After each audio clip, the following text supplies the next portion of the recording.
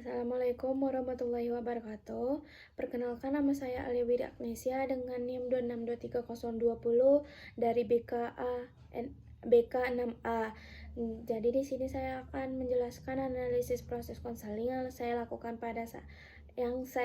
kemarin. Jadi, gambaran kasus saya itu konseling yang berinisial NA merupakan mahasiswa semester 6 berusia 21 tahun yang mengalami masalah dalam memanajemen waktu dan kebiasaan menunda pekerjaan akademik awal perkuliahan. NA dikenal cukup disiplin karena mampu membagi waktu antara kuliah, organisasi, dan belajar mandiri. Konseli juga terbiasa membuat jadwal harian untuk mengatur aktivitas akademiknya. Namun, kegiatan tugas kuliah mulai banyak konseli seringkali menghabiskan waktu menggunakan media sosial, menonton video, dan melakukan keaktifan hiburan lainnya. Konselinya juga sering berpikir bahwa deadline tugas masih lama sehingga masih menunda melalui pekerjaan. Dan juga walaupun akibat kebiasaan tersebut, tugas sering dikerjakan secara terburu-buru menjelang batas pengumpulan sehingga hasil yang diperoleh tidak maksimal dibandingkan kemampuan sebenarnya. Selain itu, konseli juga mengalami kecemasan, tekanan, rasa menyesal, dan kelelahan akibat banyak waktu yang terbuang. Walaupun memiliki fasilitas belajar yang memadai dan yang dukungan penuh dari orang tua, kurangnya pengawasan penggunaan HP membuat konseling ini sulit mengontrol dirinya dalam menggunakan media sosial. Konseling juga menyadari bahwa kebiasaan tersebut berdampak negatif terhadap prestasi akademik dan juga kondisi emosionalnya. Konseling ini juga memiliki keinginan untuk berubah menjadi lebih disiplin, namun masih kesulitan mempertahankan konsisten dalam mengatur waktu dan menyelesaikan tugas tepat waktu. Jenis TLSS atau tingkah laku salah suenya itu yang pertama, dalam akademik terlihat dari kebiasaan menunda tugas, kurangnya disiplin dalam belajar, dan rendahnya kemampuan mengatur waktu. Kalau dalam penghindaran, konseling menghindari tugas yang dianggap berat dengan memilih aktivitas yang lebih menyenangkan seperti melihat media sosial dan menonton video yang ada di media sosial tersebut. Kalau yang di emosional, konseling mengalami kecemasan, tertekan, rasa bersalah, dan penyesalan akibat tugas yang menumpuk. Kalau kebiasaannya itu perilaku menunda dilakukan berulang kali sehingga menjadi pola kebiasaan yang sulit dikendalikan. Kalau dalam analisis TFA, kalau dalam pikirannya itu deadline masih lama, nanti saja dikerjakan, saya belum siap memulai tugas. Kalau sedangkan dalam perasaan, malas, santai berlebihan, cemas, tertekan, bersalah, kecewa pada diri sendiri. Kalau dari tindakannya itu bermain media sosial, menonton video, menunda tugas, mengerjakan tugas mendadak, begadang. Itu dari yang tadi itu dari TFA-nya. Kalau sedangkan pemikirannya konseli yang menganggap deadline masih penjelasannya itu, pikiran konseli yang menganggap deadline masih lama membuat konseli merasa santai dan tidak merasa segera memulai tugas. Perasaan tersebut mendorong perilaku penghindaran melalui penggunaan media sosial dan hiburan lainnya. Akibatnya itu, tugas menumpuk dan dikerjakan secara terburu-buru sehingga menimbulkan kecemasan dan rasa bersalah.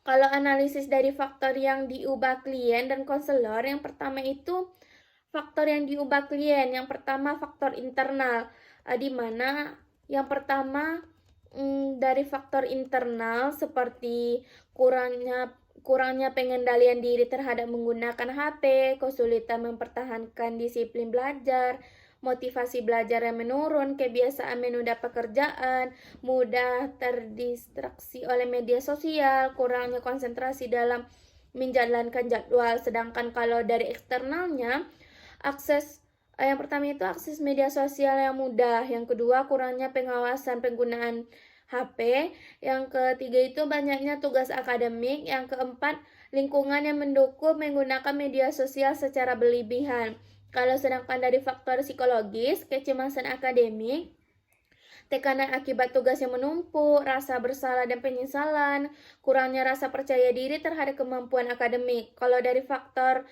yang dibawa konselor, yang pertama itu pengetahuan. Konselor memahami konsep akademik, manajemen waktu, kontrol diri, dan teknik perubahan perilaku, dan juga sikapnya, yaitu sikap empati terhadap kondisi, konseli, tidak menghakimi, memberikan dukungan yang positif, dan juga membantu konseling menentukan solusi secara bertahap, dan juga tentang keterampilan, di mana ada juga beberapa. Yang pertama itu keterampilan mendengarkan aktif, keterampilan bertanya, keterampilan refleksi pertanyaan, membantu menyusun jadwal, dan juga kondisi perilaku konselor, di mana konselor perlu sabar, konsisten, dan mampu memberikan motivasi karena perubahan perilaku membutuhkan proses bertahap. Kalau sedangkan analisis readiness atau kesiapan, yang pertama itu readiness klien. Aspek kognitif dari konseling menyadari bahwa kebiasaan menunda tugas itu berdampak buruk terhadap prestasi akademik dan kondisi emosionalnya. Kalau dari aspek afektif, konseling merasa cemas, kecewa, dan menyesal terhadap kebiasaan yang dilakukan. Baik, selanjutnya itu aspek konatif, di mana konseli itu memiliki keinginan untuk berubah menjadi lebih disiplin dan mampu mengatur waktu yang lebih baik. Kalau dari tingkat readiness konseli tergolong cukup baik karena menyadari adanya masalah, memiliki motivasi untuk berubah, bersedia menerima bantuan. Namun, konseling masih kurang konsisten dalam mempertahankan perubahan perilakunya. Kalau readiness konselor, kesiapan pengetahuan, konselor memahami teknik konseling behavioral dan juga kebiasaan emosi. Konselor siap menghadapinya. Dan juga kalau kesiapan profesional, konselor mampu membantu konseli membuat target perubahan yang relatif dan bertahap. Kalau analisis pembukaan, dalam prosesnya itu konselor membangun hubungan yang nyaman agar konseli merasa aman untuk bercerita. Kalau aspek psikologis yang muncul pada klien yaitu gugup, malu, mengakui kebiasaan menunda-nunda, takut dinilai negatif. Kalau pada konselornya, empati, penerimaan tanpa syarat, upaya menggunakan rasa percaya. Kalau tahap pengendalian masalah, kalau dalam prosesnya itu konselor menggali penyebab kebiasaan menunda dan dampaknya terhadap akademik serta emosi klien. Dan juga kalau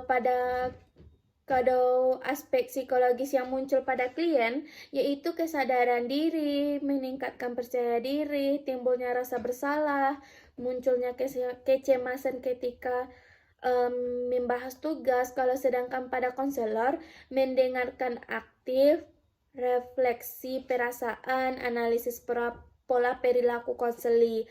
Kalau tahap pemahaman dan analisis, kalau sedangkan dalam prosesnya itu Konselor membantu konselingnya memahami hubungan antara perilaku, perasaan, dan tindakan.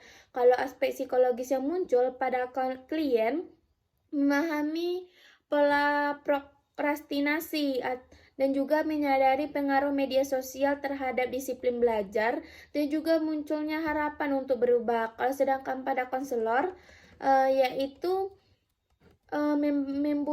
menumbuhkan motivasi konseling, memberikan klarifikasi, dan juga membantu insting.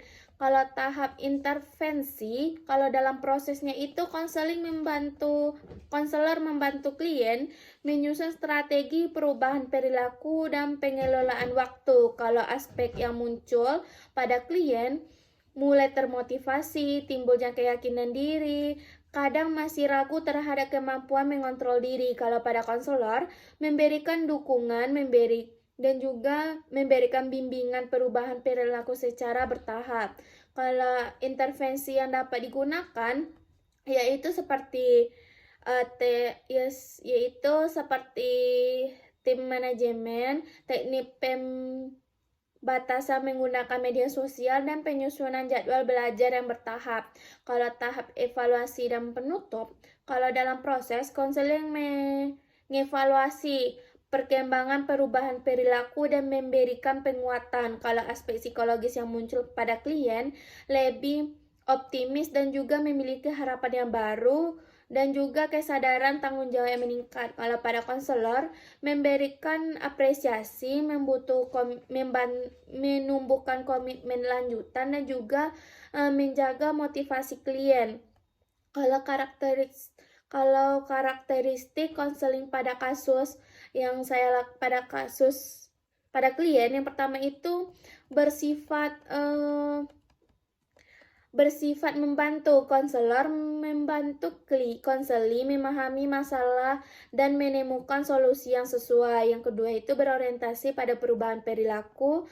Konseling berfokus pada pengurangan kebiasaan menunda dan meningkatkan disiplin belajar. Yang ketiga itu bersifat individual, di mana permasalahan yang dialami sesuai kondisi pribadi dan kebiasaan konseling.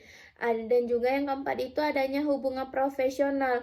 Hubungan konseling dibangun berdasarkan empati, penerimaan, dan kepercayaan. Yang kelima itu bersifat pengembangan, di mana konselor membantu konseling membangun kemampuan mengatur waktu dan kontrol diri. Kalau dimensi konseling yang pertama itu dimensi pribadi, berkaitan dengan disiplin diri, motivasi, dan pengendalian diri konseling. Kalau kedua itu dimensi sosial, di mana dipengaruhi lingkungan pertemanan, kebiasaan penggunaan media sosial. Dimensi akademik, di mana berhubungan dengan tugas kuliah, presentasi belajar, dan manajemen waktu. Kalau yang keempat itu dimensi emosional, munculnya kecemasan, tertekan, rasa bersalah, dan penyesalan. Kalau yang kelima itu dimensi perilaku, terlihat dari kebiasaan menunda, bermain media sosial, dan begadang. Kalau yang terakhir itu dimensi pengembangan, di mana konseling diarahkan untuk membantu konseling menjadi lebih disiplin, bertanggung jawab, dan mampu mengontrol diri. Kalau contoh video konseling yang pertama itu pembukaan konselor menyapa konseli dan membangun suasana yang nyaman. Yang kedua itu pengendalian masalah itu konselor menanyakan kebiasaan penggunaan waktu atau menanyakan bagaimana cara dia mengatur waktu. Yang ketiga itu analisis pikiran dan perasaan. Konselor menggali pikiran dan perasaannya, seperti bagaimana dia menunda tugas. Yang keempat itu intervensi. Konselor membantu konselingnya membuat strategi atau memberikan komitmen kepada konselor. Yang kelima itu penutup. Konselor memberikan penguatan. Yang terakhir itu konselor akan memberikan kesimpulan terhadap permasalahan yang dialami kliennya. Sekian dari saya. Assalamualaikum warahmatullahi wabarakatuh.